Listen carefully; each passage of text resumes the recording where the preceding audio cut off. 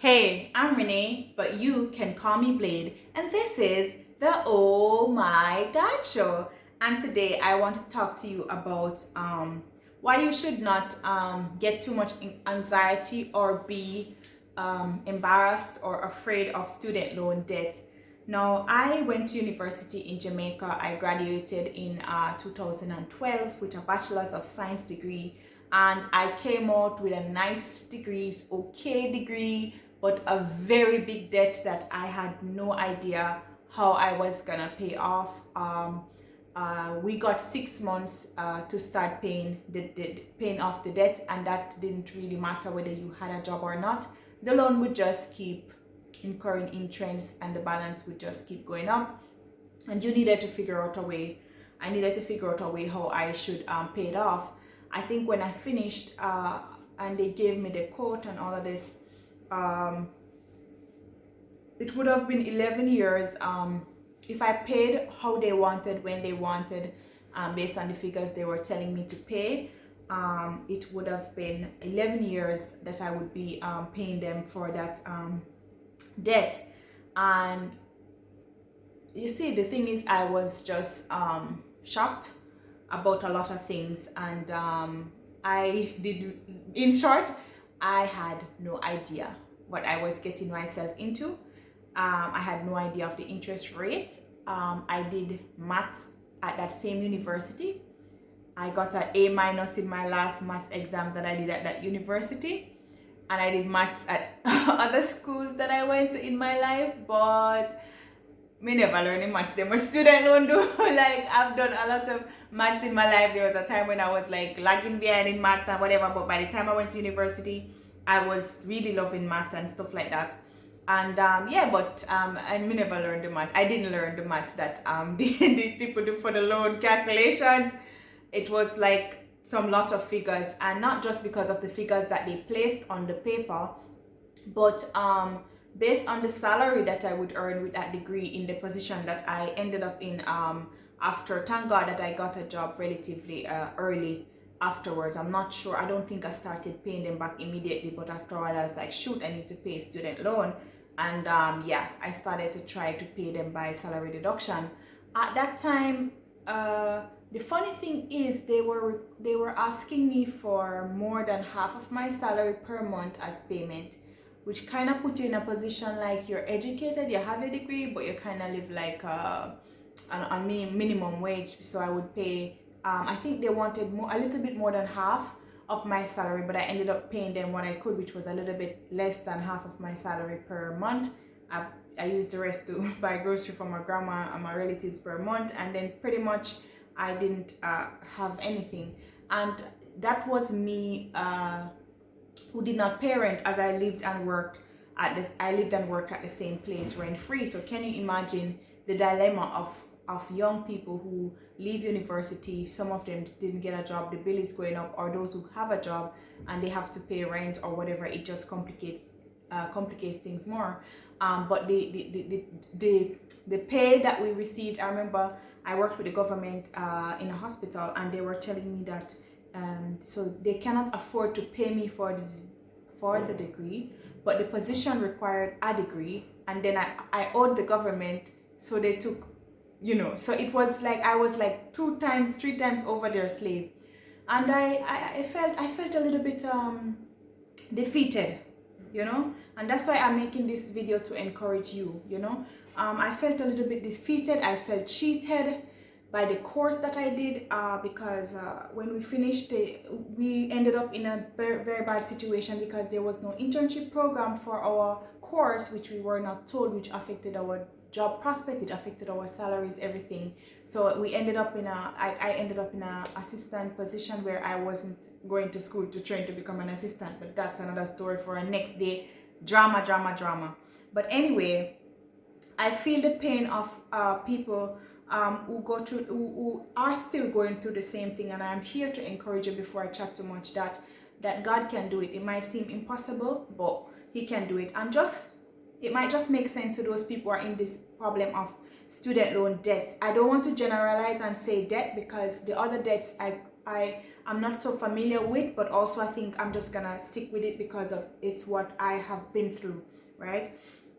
And there was a period as well when I realized that I was working, not really earning anything, and I took a leap of faith and I left the job working with the hospital. And during the period where I left, I just took a plane, went to another country, tried to start over because each month I had no savings. So if I had stayed there in that same job, working in that same hospital, I would not be able. It's still, I don't think, it's still not 11 years yet. So it would mean that I would have still been a slave to the system per se, working. Everybody would see me dress up in my uniform, working, and I wouldn't really have money to do anything. And I'm sure things got more expensive, but the salary probably didn't really move. So I would have been in a very bad situation. So I left. But the problem with student loan is when you stop paying for whatever period, the loan keeps going up. They're just gonna let it stay there. It's gonna keep going up during the time when you are not paying it, and you're gonna have what you call arrears on all of that. And yes, so you're gonna still be having a big bill. And during that time, I was just not employed. I was still trying to get another job. There's a lot that I could tell you. That's why I've been thinking about this video for so long. There are so many ways to look at it. It's a lot of mix up. I went to check one email, and I just typed in my email student loan, and the amount of emails I saw was crazy because I was back and forth with those people, because at one point they had gotten to the point where they were threatening to put my face in the paper. So let's just read. I'm just gonna read some random things to you right now. It says your account was sent to the debt recovery unit because it has gone into over 180 day without payment. Once an account is with debt recovery, the beneficiary is expected to close the loan. If that cannot be done, based on how well you comply, then I may use my discretion. This is the young lady writing to me who is representing the student loan, and the tone of her message. So she said, so she's telling me that it's in debt recovery. If that cannot be done based on how well you comply, then I may use my discretion to allow you to clear the arrears and come current with the account. So I am basically at this woman's mercy, if she will have mercy on me to help me to give me some time to pay this loan. And I think that it is this kind of messages, it's this kind of emails that make you feel like, oh my gosh, like you just you just broke out of university and broke into a prison that you can never get out of. And that's a lie from the devil, right?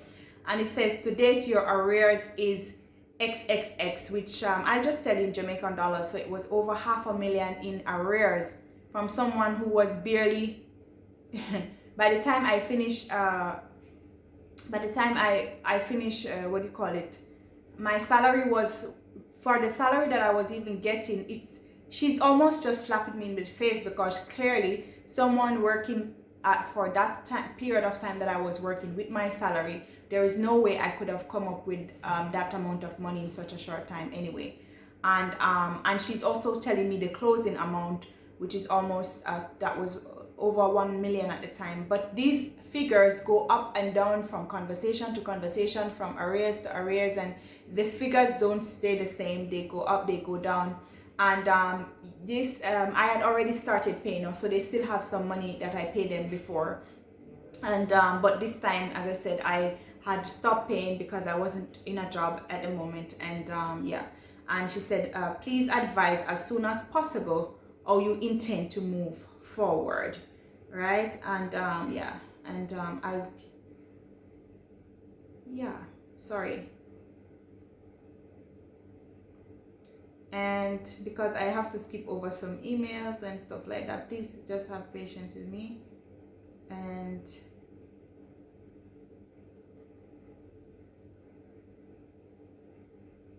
yes, so this is a message as well that I wrote to the person. It says, I hope that you are well. I am requesting that you kindly send me such information as to my recovery fees and details of how they have been incurred if possible. I do thank you for the statement to date, but my mind cannot be at ease until I have this relevant information. In previous emails, You have threatened shortlisting my name for shaming in the papers, and even mention of bailiff and legal actions. In light of such, I hope that you understand why I am so keen on getting proper documentation to support my payment as well as correspondence with you, should you decide to carry out legal actions against me. However, I am not interested in having you go to that extent. I am interested in becoming current with my loan and paying it off in a timely manner, and therefore interested in finding how to avoid penalties and covert recovery fees. I will copy my guarantor XX, and you can contact her on my behalf at any time or feel free. So I wrote this note to her. Please explain. On this date, 42,600 towards my student loan. So I paid 42,000 towards the loan on that particular month. However, in the statement that you sent to me, it only stated that 33,000 something was credited to my account. And that was another thing too about the whole process of owing the student loan and all of that, because I was taught in university and maybe in some other school that I went to some amount of accounting. Now in accounting, you have balance sheet, and for those of you who have jobs, you know that, and people that they give you on the pay slip, it has to balance. There are two columns. It balances out, right? So so even if, for example, I paid say 40,000 and then the record only shows 30,000, then the record should also show where the other 10,000 went, even if it means that they will have to minus from the other side. Oh God, I hope you can understand what I'm saying. But for me, when in my conversations with them, what I couldn't understand was how money just disappeared on the documents, which after the future and indeed with other organizations and stuff like that, the money is supposed to be showed, even if it's supposed to be like, I gave you 40 and you took 10,000 for interest, or you took 10,000 for yourself, or you did something with the money, or you use it for miscellaneous or whatever. I'm just giving random, just weird examples, but it should show. It shouldn't just disappear, because when we were learning accounts, the money couldn't just disappear. It has to show something that, okay, I gave you an advance of 10,000, and each month you will pay me 2,000, so I will put 2,000 on this and 2,000 on this, and it will balance to zero. It can't just disappear in the thing. So anyway, so there were a lot of things about the calculations, about how they do things, about how they communicate, about how they about how they speak to you, and things like that just made me realize that, this thing that I got myself into, was very very, very crazy. And also there were some conversations that happened on the phone and some that happened in the email. So I can see me responding to this person about them threatening to put my name in the paper. I forgot if they told me that on phone or email, but I try to have an email trail as much as possible. But yeah, you don't have time for that mix up.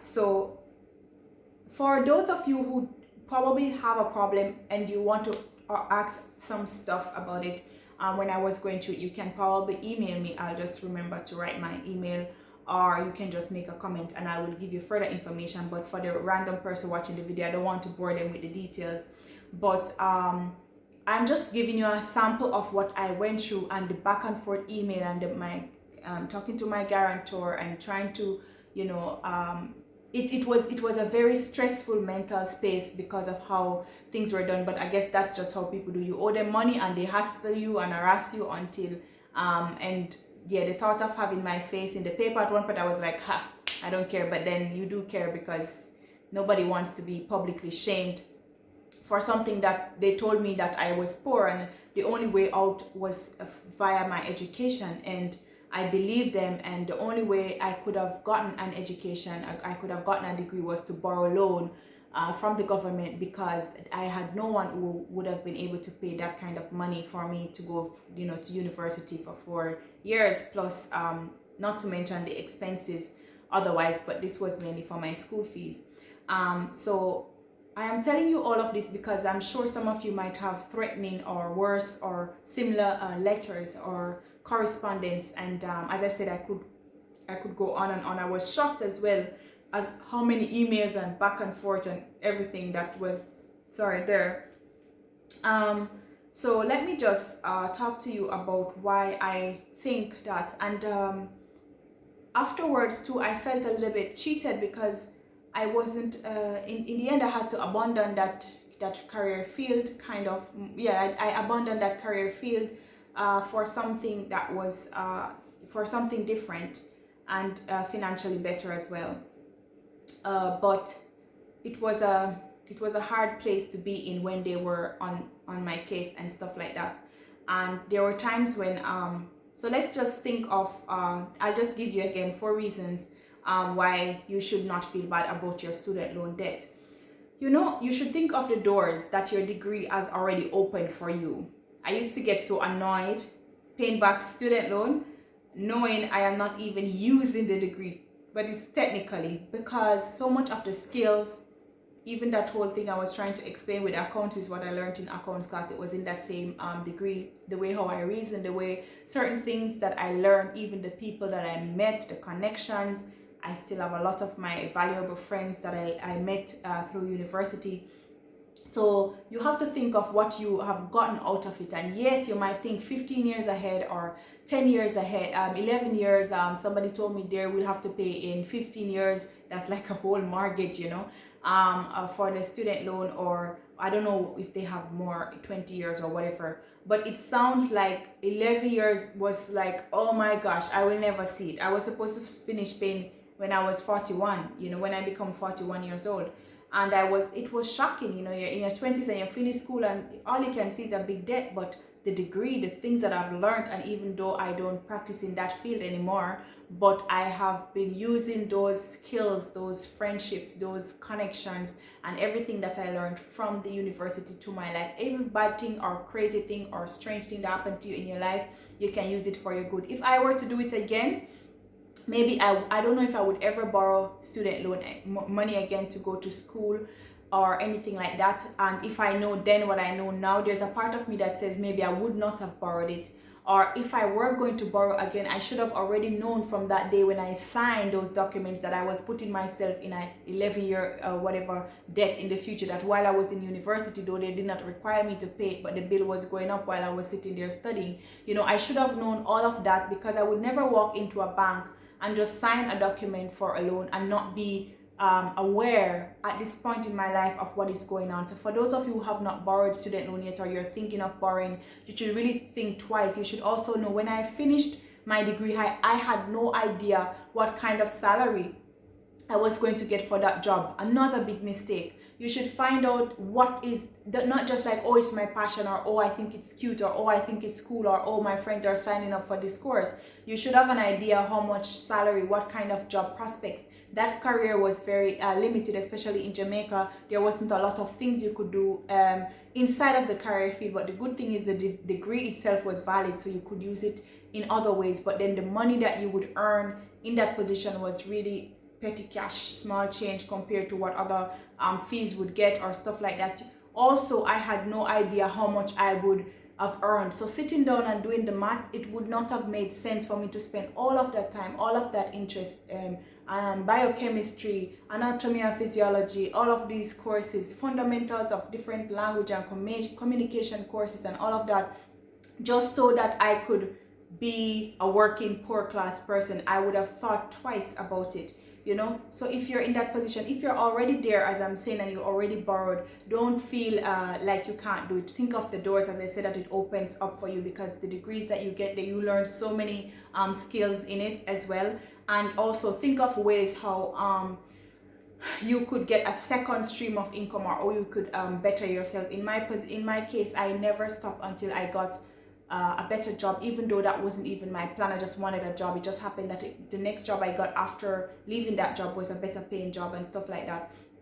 but I would be I would some people will say, oh, if you to get a second stream of income or whatever, how it is, you have to really sit down and figure out, okay, this is what I earn now, this is the debt that I have. You have to use all of your energy, not to feel sorry for yourself, not to feel like it's impossible, not to feel any of those things, but you should be using all of your energy to figure out how can I get a better paying job even outside of the field, because sometimes the irony of the situation is people outside of your field that you studied in are willing to see your value beyond that what do you call it, limitation of that degree, and they will be able to pay you even more than thing there, especially if you work with the private sector sometimes as opposed to working with the government in the same field or with the same degree. So you can look around to that, okay, so you studied to be XXX, but you can work as this is on the side, or you can start something on the side. So because the thing is, you're trying to get more stream of income and stuff like that, and that usually help. And sometimes even the small salary that you earn, in my case, even the salary that I was earning, I thought it was so small. I thought that it was so small that I couldn't save, but that's not how money works. Even no matter how small your thing there, if you read the what do you call it, Richest Man in Babylon, you will see that even all the coins that you work should become your slave. So you should be able to use them in a wise way and not feel like, oh, I am earning little, therefore I should not save. So you need to start to save from the little that you have, and manage it as best as you can, so that as things get better for you, then you will be able to even save more. So if you can even have a business idea or something that you can still push, you're pushing yourself in other areas, because the more you're able to get more income at times, or the better opportunities you're able to get, even for example to have a position where they will give you a loan to clear off the student loan or something like that, so that you can do it. So you use the time to think of solutions, not just feel bad for yourself, not feel like you want to cry every time the student loan people start to call you and insult you and harass your guarantor, and you feel like, oh, I will never see the end of it, I will never be able to pay for it. I actually moved ahead of myself. That was point 2. Point 3 is do not cry over spilt milk. Think of solution possible to do a business to create cash flow, channel positive energy, and seek solutions. A pity party will not help. And again, you're gonna say the problem is the cash, but you'd have to really do some research, because if I try to talk too much, it's gonna be like, yeah, you're gonna just turn off the video if you're not turning it off already. Anyway, and 4, student loan is like any other debt in that it might seem impossible to clear, but where there is a will, there will be a way. So you might feel like, oh, you finish and you're a doctor, or you are a teacher, or you are whatever, you're a business graduate or whatever it is, and you feel like, oh, they've given me this very ridiculous, it seems like it's going to be forever that you will have to pay this loan off, but you'd be surprised how God is able to find a way for you, even if you feel like there is no way. So don't feel too badly about it. I'm not gonna say don't feel bad, because I know how it felt. Ouch, my legs. Sorry. I know how it felt when these people were calling me and insulting me, as it would seem, or whatever it is. They're doing their job. I cannot say anything bad, and most of the time it was young ladies too calling. Maybe they owe student loan, who knows. But yeah, I felt like, oh my gosh, this thing is ridiculous. It is too big of a deal, and what did I get myself into, and how come I didn't know how much interest that they will take, and how come I didn't know how much money I will earn from my degree, and how come I didn't know anything. There were too much question mark, and the Bible says that, you know, the people they perish because of lack of knowledge. And even I think I would probably still have had to take student loan, because there was no way I would have been able to come up with that amount of cash, you know, at a time in my life when I was struggling sometimes just to even find food, you know, to get the chance to pay off this loan. But at least in those 4 years that I was studying, I probably would have been having a strategy to decide how I'm going to pay for it. Or even like some people, probably I would have tried even, you know, to your opportunities overseas earlier than I did, or something like that. But I'm not saying that when you go overseas that it's going to be like a bed of roses or anything, but I'm saying if I knew what I was getting myself into when I signed up for that degree program, when I signed up for that student loan, it would have put me in a better mental frame. So now that you are in the same situation I found myself when, we're okay, I have the degree, thank God, I'm so happy, thank God, and I may or may not have a job. So there was a point when I did have a job and then I didn't have. So I got to feel what both of it felt like, and I was literally eating hand to mouth.